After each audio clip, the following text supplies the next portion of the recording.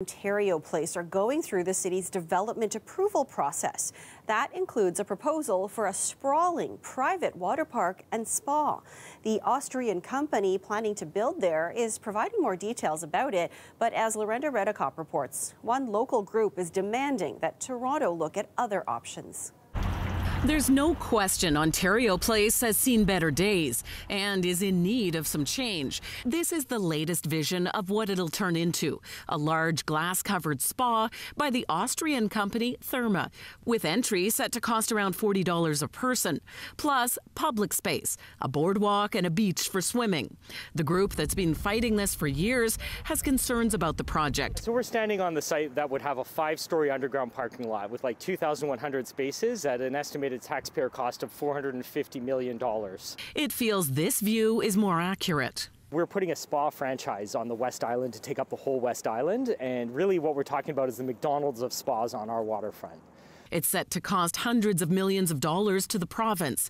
His group, Ontario Place for All, has asked the Auditor General to look into the deal and written to the Financial Accountability Office.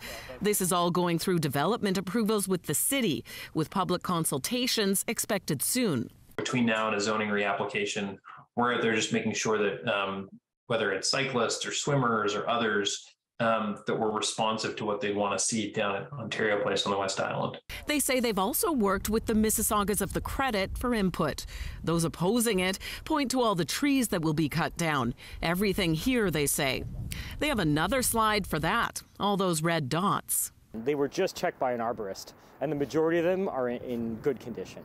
Yeah, they do say they're going to plant trees, but when we take down 846 trees, it takes quite a while for those new trees that you plant to have any sort of an impact.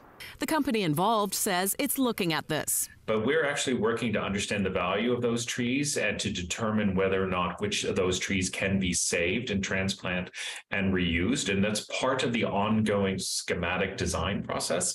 And they point to features like the green roof system. Both sides say they want to bring back the old excitement back from the early days of Ontario Place. But the visions are clearly much different. And make this a space that millions will again enjoy in a way that's just not possible right now. Please consult the public. Let's reset this. Let's start again and let's get it right, because right now we have it very wrong. The companies involved say if all goes as planned, they'll break ground at the end of 2024 and open a couple years later. Lorenda Redicop, CBC News, Toronto.